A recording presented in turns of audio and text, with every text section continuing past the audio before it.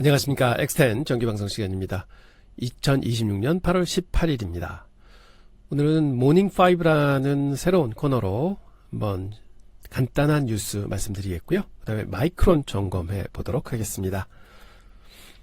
어젯밤 미국 시장은 한 문장으로 정리하면 이렇습니다. 이틀 연속 밀렸는데 범인은 실적도 경기도 아니었다. 다시 돌아온 유가와 30년물 금리였습니다. 오늘 5분 이 얘기부터 시작하도록 하겠습니다. 스코어보드 먼저 보시죠. S&P 500이 0.5% 내린 7,745, 다우도 0.5% 빠진 53,459를 기록했습니다. 나스닥은 0.3% 하락했습니다. 그나마 선방을 했죠. 러셀 2000도 0.4% 내렸습니다. 3대 지수 모두 이틀째 하락인데요. S&P 500은 지난주 목요일 세운 사상 최고가에서 여전히 1% 아래에 머물러 있습니다. 크게 무너진 게 아니라 잠깐 눌렸다, 이렇게 보겠습니다. 문제는 금리와 기름이었습니다. 미국 30년물 국채금리가요 5.31%까지 올라서 2007년 6월 이후 19년 만에 최고치를 기록했습니다. 10년물도 4.72%까지 올랐고요. 유가는 WTI 기름이 2%대 중반 뛰어서 84달러, 그리고 브렌트유는 90달러를 넘었습니다. S&P 500 11개 섹터 중 오른 건 딱 2개입니다. 유가 덕으로 에너지가 1.1% 올랐고요. 메모리주가 끌어올린 기술주가 0.2% 올랐습니다. 나머지는 전부 하락을 했습니다. 그리고 메타가 3.5%, 마이크로소프트가 2.5% 내리며 빅테크 안에서도 온도차가 좀 컸습니다. 어젯밤 시장은 전형적인 유가발 리스크 오프 상태였다, 이렇게 보겠습니다. 오늘의 핵심 이슈, 미국 이란 시한이 끝났다입니다. 지난 6월 17일 미국과 이란이 맺은 60일짜리 양해각서, 호르무즈 해협을 열고 그 사이에 최종 합의를 하자는 약속이었습니다. 그 시한이 어제로 만료됐습니다. 그런데 대체할 합의가 아무것도 없었습니다. 이란 외무부는 미국이 처음부터 위반했으니 60일이라는 시한 자체가 의미가 없다며 연장 협상을 거부했고요. 이런 고위 관계자는 로이터에 외교가 실패하면 방어해서 공세로 전환하겠다고 말을 했습니다. 트럼프 대통령은 뉴스 인터뷰에서 오만이 방해하면 폭격할 수도 있다고 발언을 했고요. 숫자로 보면 더 선명합니다. 선박 추적업체 마린 트래픽 기준으로 보면 일요일 호르무즈 해협을 통과한 선박은 단 3척뿐이었다고 하는데요. 또 다른 추적업체 크플러 집계로는 토요일 5척, 일요일은 아예 0척이었다고 합니다. 전쟁 전에는 하루 약 130척이 지나가던 곳입니다. 2월 28일 개전 이후 토행량이 90% 줄었으니 사실상 물길이 막힌 겁니다. 지난주엔 아부다비 국영석유회사 선박 3척이 통항 중 피격당하기도 했습니다. 자, 그래서 이게 왜 중요하냐? 리스크가 전달되는 경로가 바뀌었기 때문입니다. 어젯밤 미국 경제지표는 오히려 좋았습니다. 뉴욕 연은 제조업 지수가 20.6으로 예상 실비를 크게 웃돌면서 4년여 만에 가장 빠른 확장세를 보였고요. 주택건설업체 체감지수도 예상보다 좋았습니다. 실적은 더 좋았습니다. S&P 500 기업의 91%가 발표를 마친 현재 2분기 주당순이익 증가율이 51%입니다. 그런데도 주가는 빠졌습니다. 지금 시장을 누르는 건 경기 침체 걱정이 아니라 유가 상승, 기대 인플레이션, 그리고 장기금리 상승, 밸류에이션 압박이라는 경로입니다. 여기 하나 더 얹으려 한 게 있습니다. 지난 금요일 소비가 꺾였다는 지표가 나왔죠. 소비는 식는데 기름값은 오릅니다. 소비자 입장에선 가장 안 좋은 조합입니다. 그래서 지금 시장은 연준의 금리 인하가 아니라 9월 인상 가능성을 30% 남짓으로 보고 있습니다. 방향 자체가 우리가 익숙한 것과 반대라는 점 꼭 기억해 주시기 바랍니다. 지수가 빠지는 와중에도 확실하게 오른 곳이 있었습니다. 세 가지만 보겠습니다. 첫째, 메모리 스토리지입니다. 샌디스크가 8.9% 급등해 1786달러 기록했고요. 웨스턴 디지털이 5.3%, 마이크론이 4.1% 올랐습니다. SK 하이닉스 ADL도 4%대 상승했고요. 하워드 러트닉 미국 상무장관이 월스트리트 저널 인터뷰에서 애플이 중국 CXMT와 YMTC의 메모리를 사는 것에 반대한다고 밝힌 게 발단이 되었습니다. 러트닉 장관은 미국 기업이 중국산 메모리를 쓰는 건 좋지 않다고 했는데 그동안 마이크론이 이 문제로 워싱턴에 강하게 로비를 해온 배경도 있었습니다. 참고로 샌디스크는 올해 653%, 7회 넘게 오른 종목입니다. 지난주에도 장기 가이던스 호조로 35% 급등했고요. JP모건은 목표가를 2250억 달러로 올렸습니다. AI 사이클에 중국 배제라는 정책 변수가 하나 더 붙었다는 게 핵심입니다. 둘째, 벅셔 해서웨이입니다. 지난 금요일 공개된 2분기 보유 내역이 어제 시장에서 소화가 됐습니다. 알파벳 지분을 83% 늘려서 약 1억 600만 주, 즉 378억 달러어치를 보유하고 있습니다. 애플, 아벡스 다음 3위 종목이 됐습니다. 더 중요한 건 14분기 만에 순매수로 돌아섰다는 점입니다. 약 200억 달러를 순매수하면서 현금은 사상 최대였던 3,974억 불에서 3,650억 불로 줄었습니다. 주택 건설주는 늘리고 금융주는 줄였습니다. 반대로 전량 매도한 컨스텔레이션 브랜드는 어제 6.2%나 급락을 했습니다. ML 체제의 색깔이 AI와 주택으로 드러나고 있다고 읽고 있습니다. 셋째, L3 해리스가 46% 하락했습니다. 최고 경영자 겸 회장이 물러난다고 발표를 해서입니다. 방산주 보유하신 분들은 체크해 보시기 바랍니다. 오늘 밤 일정입니다. 한국 시간 오늘 밤 미국 개장 전에 홈디포 실적이 나옵니다. 컨센서스는 주당 순이익 4.73달러, 매출 472억 불입니다. 동일 점포 매출은 0.9% 증가합니다. 다만 RBC는 주가에 이미 주택시장의 빠른 회복이 반영돼 있다고 경고했고 방문객 수는 오히려 전년 대비해서 0.3% 줄었다고 얘기했습니다. 숫자보다 경영진의 하반기 발언이 중요한 실적입니다. 같은 날 7월 주택 착공과 산업 생산도 발표가 됩니다. 그리고 한국 시간 목요일 새벽 3시입니다. 7월 FOMC 의사록이 공개됩니다. 지난 회의에서 금리 인상을 주장했던 3명이 어떤 논리를 폈는지 이번 주 가장 중요한 이벤트가 될 것입니다. 오늘의 결론입니다. 지금 시장의 리스크는 경기가 아니라 유가입니다. 호르무즈와 30년물 금리 이 두 개만 보시기 바랍니다. 마이크론 테크놀로지입니다. 지난 4월에 저점을 찍고 6월 말에 고점을 찍었습니다. 그리고는 조정을 꽤 받았죠. 피보나치 분석을 통해서 보면은요. 지금 0.5를 잠깐 밑으로 뚫고 내려왔다가 다시 반등을 하는 기조입니다. 그래서 워낙 기술적으로 보면 피보나치 분석상으로 상승 무드가 가장 강했던 종목들은 조정을 적게 받는다 해서 0.382 정도 조정을 받으면 굉장히 양호한 조정이라고 하고요. 0.5 정도 받으면 보통이다. 그리고 0.5에서 0.618을 골든존이라고 그러죠. 보통은 여기까지 조정을 받습니다. 그렇지만 마이크론은 거기서 조정을 받고 크게 올라졌죠. 기술적으로 봐도 계속 하락 추세를 타다가 지금 여기 저점을 찍고는 계속해서 35% 정도 올라오면서 상승 추세로 다시 타고 있습니다. 저점이 계속 높아지고 있는 국면을 가고 있다. 그래서 여기서는 기술적으로 보면 빠지더라도 0.382선 혹은 0.5를 다시 지켜줄 것이다. 이렇게 보고 있고요. 그래서 892를 지켜주는 마이크론을 기대한다. 저는 이렇게 말씀드립니다. 마이크론이 어제 1000달러를 드디어 넘었습니다. 종가 1011불 75센트. 하루에 4.13% 올랐습니다. 1000달러를 종가로 놓은 건 7월 1일 이후 6주 만에 처음입니다. 우리가 이 종목 방송을 여러 번 다뤘습니다. 그때마다 제가 말씀드렸던 게 있죠. 좋은 회사와 좋은 주식은 다르다. 오늘은 마이크론이 좋다 나쁘다를 말하는 게 아니라 지금 1011불이라는 가격이 이 회사의 어느 국면의 이익을 사고 있는 건지 그걸 같이 분석해 보려 합니다. 숫자 하나만 말씀드리고 시작하겠습니다. 마이크론이 지난 1년 동안 번 수익 504억 달러입니다. 우리 돈으로 약 70조 원이죠. 근데 이 회사 2023년 회계연도엔 58억 적자를 냈었습니다. 바로 이게 메모리 사이클입니다. 오늘 그 사이클에 어디쯤에 와 있는지를 찾아보도록 하겠습니다. 본론 들어가기 전에 오늘 결론부터 말씀드리면 첫째, 지금 주가는 좋은 회사가 아니라 좋은 분기를 사고 있다는 겁니다. 매출 총이익률이 85%입니다. 다음 분기 가이던스 86%입니다.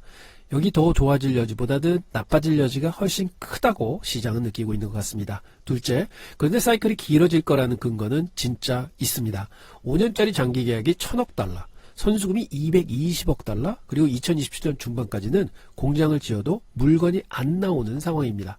다만 이 근거는 이미 주가의 절반쯤 들어가 있고, 그리고 그 계약이 커버하는 건 D램 물량의 20% 뿐이라는 것이죠. 셋째, 그래서 결론은 이겁니다. 보유하신 분은 계획적으로 익절하시고 새로 들어가실 분은 세 번에 나눠서 몰빵과 레버리지는 절대로 안 된다 하는 말씀을 드립니다. 위로 20%대, 아래는 20에서 45%대 하락이 있습니다. 비대칭이 예전만큼 유리하지는 않은 상황입니다. 자, 그럼 왜 이 결론이 나왔는지 하나씩 살펴보도록 하겠습니다. 어제 8월 17일 매물 주식이 한꺼번에 올랐습니다. 마이크론 플러스 4%, 샌디스크 플러스 8%. 왜 올랐나? 세 가지가 며칠 사이에 겹쳤습니다. 첫째, 미국 상무장관 발언입니다. 8월 14일 월스트리트저널 보도에서 하워드 루트닉 상부장관은 애플 휴스턴 공장을 방문한 뒤에 애플이 중국 CXMT와 YMTC의 메모리를 쓰는 데 대해 행정부는 그것을 지지하지 않는다. 애플에 분명하게 전언했다고 말을 했습니다. 여기서 제가 정확히 짚고 가는 거는 이건 금지 조치도 아니고 규제도 아니고 행정명령도 아닙니다. 장관이 기업의 구두로 압박한 겁니다. 실제 제재는 아직 없습니다.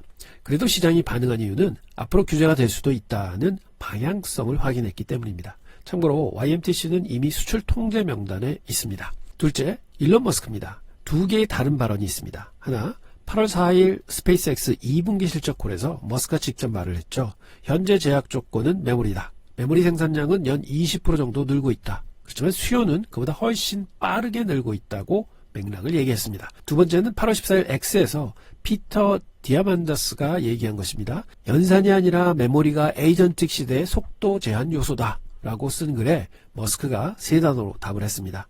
Few realize this. 즉 이걸 아는 사람은 별로 없다 이렇게 얘기했죠. 샌디스크 투자자의 날이 또 있었습니다. 8월 13일에 열렸고 2028년부터 2030년까지 3개년 모델을 제시했습니다. 매출 연평균 10%대 중후반 성장입니다. 빅앱 매출 총이익률은 약 80%, 영업이익률이 약 75%, 조정 프리캐시플로우 마진이 약 50%가 나옵니다. 경쟁사가 스스로 2030년까지 좋다고 숫자로 못 박은 겁니다. 자, 정리하자면 메모리 부족이 몇 달짜리 뉴스가 아니라 몇 년짜리 구조라는 신호가 나와 있습니다. 일주일 사이에 3개나 나왔다고 말씀드리겠습니다. 올해 끝난 3분기 실적입니다. 매출 414억 5,600만 달러, 1년 전 같은 분기가 93억 100만 달러였습니다. 증가율이 345.7%나 됩니다. 1년 만에 4.5배 성장입니다. 그런데 매출보다 이 숫자를 더 보셔야 합니다. 매출 총 이익률 84.6%입니다. 이게 무슨 뜻이냐면 100원어치 팔면 원가가 15원이고 85원이 남다는 뜻이죠. 이건 메모리 회사 숫자가 아니라 소프트웨어 회사 숫자입니다. 순이익 282억 4,300만 달러. 회계 기준입니다. 조정 기준으로는 280억 달러, 주당 순이익은 회계 기준 24달러 67센트, 조정 기준으로는 25달러 11센트입니다. 시장 예상이 20달러 40센트 안팎이었으니 20% 넘게 상회한 것입니다. 오른쪽이 매출 총 이익률입니다. 44.7에서 56.1, 74.4, 84.6, 그리고 다음 분기 86%. 1년 만에 마진이 40%포인트 넘게 뛴 겁니다. 대단합니다. 아래줄을 보시면 EPS가 2불 83센트에서 시작해서 다음 분기 가이던스까지 31불입니다. 4분기 만에 11배가 증가하는 것입니다. 대단한 실적입니다. 이번엔 좀 안을 들여다보겠습니다. 데이터 센터 매출이 253억 달러, 전체 61%입니다. 1년 전에는 49억이었으니까 5.2배 확장된 겁니다. 회사는 콜에서 데이터 센터 연환산 매출이 1000억 달러를 넘었다고 표현했습니다. 마이크론은 더 이상 PC 부품 회사가 아니라 AI 인프라 회사라고 얘기를 하고 있습니다. 최근 12개월 순이익이 504억 7천만 달러입니다. 이 회사 역대 최대 이익이 2022년 회계연도에 87억 불에 불과했습니다. 그거의 5.8배를 지금 1년에 벌고 있는 것입니다. 그리고 재무상태 보면요. 이게 제가 제일 마음에 드는 부분입니다. 현금성 자산이 260억 불, 총 차입금이 64억 불, 순현금이 플러스 186억 달러입니다. 빚보다 현금이 훨씬 많습니다. 사이클이 꺾여도 이 회사는 안 죽습니다. 재무적으로 역대 가장 튼튼한 상황이다 하고 말씀드립니다. 재고일수는 122일입니다. 3개분기 연속 줄고 있는데요. 125일에서 123일 그리고 122일이 됐습니다.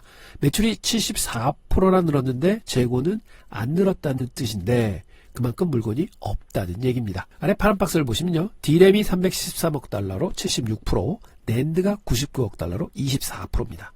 HBM4는 12단 제품 양산 속도가 이전 세대 HBM3E보다 2배 빠르고요. 누적 매출이 이미 10억 달러를 넘었습니다. 여기서 재미있는 디테일 하나 짚고 넘어가겠습니다. 사업 부문별 매출 총 이익률을 보면요. 코어 데이터 센터가 87%, 모바일 클라이언트가 87%, 오토 인베드가 79%. 그런데 HBM이 가장 많이 들어간 클라우드 메모리 사업부가 83%입니다. HBM이 제일 돈 잘 벌 것 같은데 실제로 아니네 하시겠죠? 맞습니다. HBM은 웨이퍼를 많이 먹어서 원가 부담이 큽니다. 대신 물량 자체가 크고 계약이 안정적인 게 있죠. 이게 마이크론 제대로 이해하는 포인트입니다. 메모리 투자하신 분들이 제일 무서워하는 말이 있죠. 이번엔 다르다. 이 말이 나오면 보통 꼭대기거든요. 근데 이번엔 진짜 근거가 좀 다릅니다. 4가지 짚겠습니다. 첫째, 5년짜리 계약서가 생겼습니다. 여기 숫자를 정확히 말씀드릴게요. 마이크론이 전략적 고객 계약, 즉 SCA를 16건 체결을 했습니다. 그리고 그중 14건이 최소 계약이 매출이 약 1,000억 달러 된다고 합니다. 기간은 2026년부터 2030년 말까지 5년, 자동차 쪽은 통상 3년입니다. 그리고 고객 선수금 220억 달러를 받을 예정입니다. 현금 예치는 약 180억 불이고요. 신용장은 약 40억 불이라고 합니다. 이미 받았다가 아니라 받을 것으로 계획한다고 발표했습니다. 회사 표현입니다. 왜 중요하냐? 예전엔 메모리를 분기마다 값을 새로 흥정을 했습니다. 그래서 가격이 롤러코스터였습니다. 지금은 고객이 5년치 미리 살게요, 돈도 미리 넣을게요 하는 겁니다. 시장의 성격이 바뀐 것이죠. 그런데 여기서 제가 꼭 짚고 넘어갈 게 있습니다. 화면의 경고 표시 부분입니다. 회사가 콜에서 직접 말했습니다. 이 계약들이 커버하는 건 D램 물량의 대략 20% 정도고 낸드 물량의 3분의 1 정도다. 나머지 80%의 D램은 여전히 가격이 출렁이면 그대로 영향을 받는다는 얘기죠. 다 계약돼서 안전하다는 말은 아직 사실이 아닙니다. 이건 꼭 기억해 주시기 바랍니다. 다만 회사는 계약이 다 이행되면 매출의 절반 이상이 SCA 기반이 될 거라고 설명을 하고 있습니다. 둘째, 공정을 지어도 2027년 중반까지는 물건이 안 나옵니다. 아이다호 ID12 2027년 중반 첫 웨이퍼가 나올 거고요. 대만 롱러가 2027년 중반, 기존 계획보다 한 분기 당겼습니다. 싱가포르 HBM 패키징이 2027년 상반기에 나올 계획입니다. 아이다호 ID2가 2028년 말을 계획하고 있습니다. 정리하면 향후 3, 4개 분기는 만들고 싶어도 못 만든다는 것이죠. 셋째, 수급 데이터가 뒷받침합니다. 트렌드포스에 따르면 서버용 D램 계약 가격이 3분기의 전분기 대비해서 13에서 18% 오른다고 합니다. 그런데 서버 RDIMM 비트 공급 증가율은요, 연 15에서 20%에 그쳐서 서버 CPU 출하 증가율을 못 따라갑니다.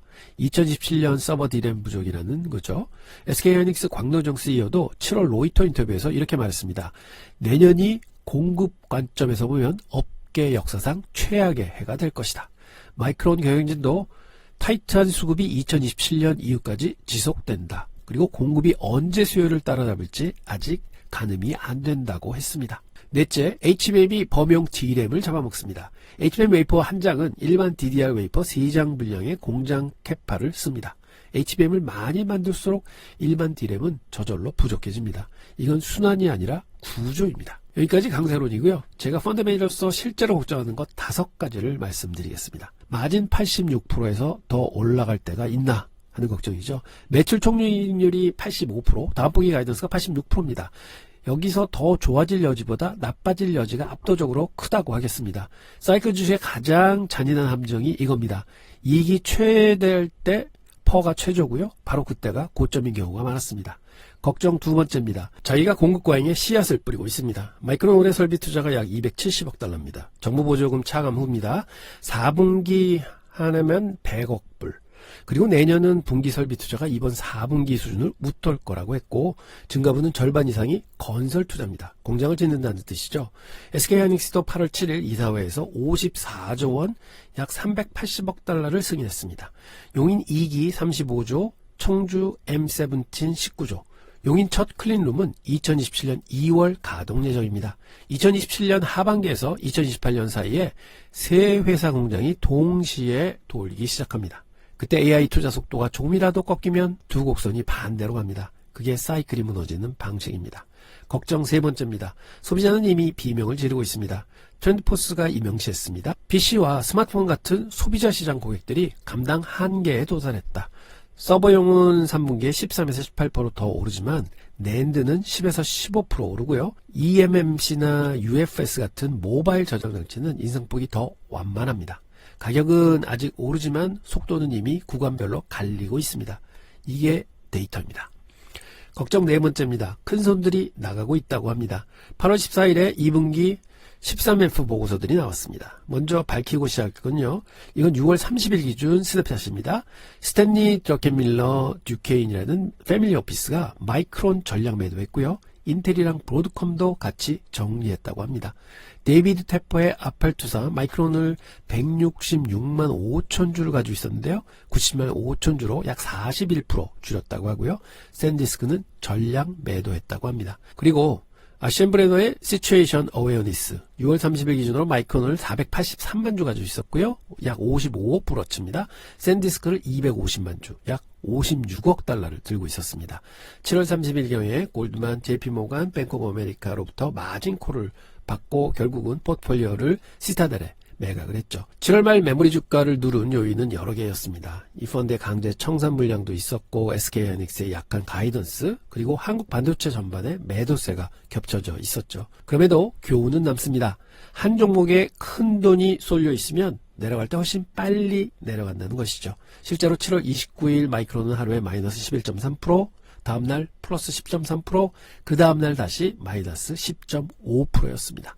이게 지금 이 종목의 변동성입니다. 그리고 하나 더 말씀드리면 13F는 6월 30일 사진입니다. 그 뒤로 마이크론이 저점에서 37% 올라왔습니다. 들깨밀러가 지금도 없다고 단정하시면 안됩니다. 다시 되살을 수도 있습니다.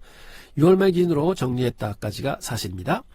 걱정 5번째, 중국 그리고 인텔입니다.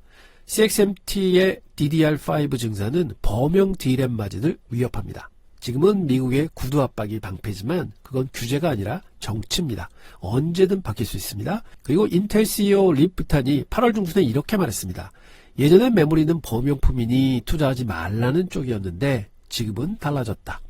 CPU와 메모리를 쌓는 방식, 새로운 메모리 아키텍처를 찾고 있다.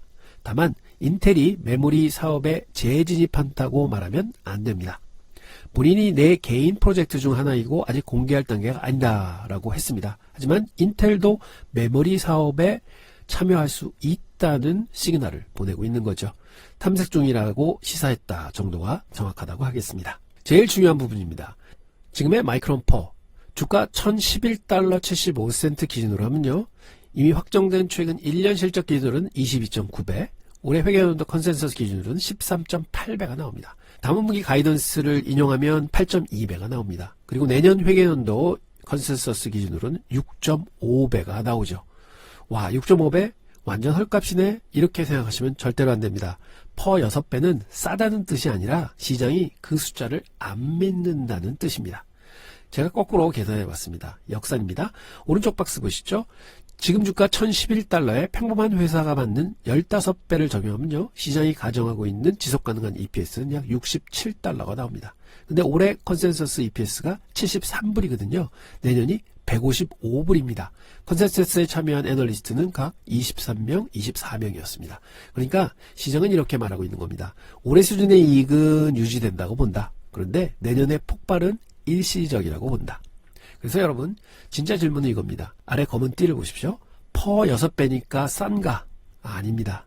내년의 벌 155불 중에서 2028년, 2029년까지 살아남는 게 몇 퍼센트가 될 것이냐. 즉 이런 순이익을 유지할 수 있느냐 하는 것이죠. 이게 마이크론 투자의 유일한 질문입니다. 나머지는 다 부차적이라고 하겠습니다. 월간은 어떻게 보느냐. 제가 쓰는 데이터 기준으로는 매수 57, 중립 11, 매도 2명입니다. 목표 주가는 평균 1562달러 나오고요. 중간값이 1500불, 범위가 1100불에서 2200달러까지 있습니다. 근데 제가 이걸 마냥 좋게 안 보는 이유가 있죠. 최저 목표가조차 지금보다 높습니다. 모두가 같은 방향을 볼 때 실망이 오면 낙폭이 훨씬 크다는 것이죠. 제 시나리오입니다. 12월 기준이고 제 자체 판단입니다. 컨센서스가 아닙니다. 강세 시나리오는요. 확률 25%로 봅니다. 2028년까지 타이트한 수급이 지속되고요. 장기 계약 커버리지가 50% 위로 올라가는 경우 내년 EPS 155불에 12배를 주면요. 1860불이 나옵니다. 지금보다 84% 위입니다. 기본 시나리오입니다. 확률이 40%고요. 제가 제일 가능성 높게 보는 구간입니다. 내년 이익은 컨센서스대로 나오고 그런데 시장이 이건 피크야 라고 보고 할인하기 시작합니다. EPS 155불에 8배 하면 1240달러 나옵니다. 23% 위에 있는 주가입니다. 약세 시나리오입니다. 확률 25%로 보는데요. 2027년 하반기부터 신규 공장이 돌아가기 시작하는데 AI 투자가 감속하는 경우입니다. EPS 70불에 12배 적용하면 840불이 나옵니다. 지금보다 17% 하락입니다. 그리고 다운턴 확률은 10%로 보는데요. 2023년형 사이클 붕괴가 재현되는 경우입니다. 그때 이 회사 58억 달러 적자였습니다. EPS 35불에 15배 적용하면 525불 나옵니다. 지금 주가에 반토막 나는 겁니다. 가중평균하면 1230달러 근처가 나옵니다. 정리하면 위로 20% 업턴, 아래로 20에서 45% 다운턴입니다. 작년 이맘때 이 종목의 위험보상비는 압도적으로 유리했습니다. 지금도 유리하지만 예전만큼은 아닙니다. 이걸 인정하고 들어가셔야 합니다. 자, 그럼 어떻게 해야 될까요? 두 갈래로 나눠서 말씀드리겠습니다. 먼저 이미 들고 계신 분은요. 첫째, 지금 답하실 이유가 없습니다. 수요지표, 가격지표, 계약지표가 다 살아있습니다. 사이클이 꺾였다는 증거는 아직 하나도 안 나와 있습니다. 둘째, 대신 익절 계획을 오늘 세워보십시오.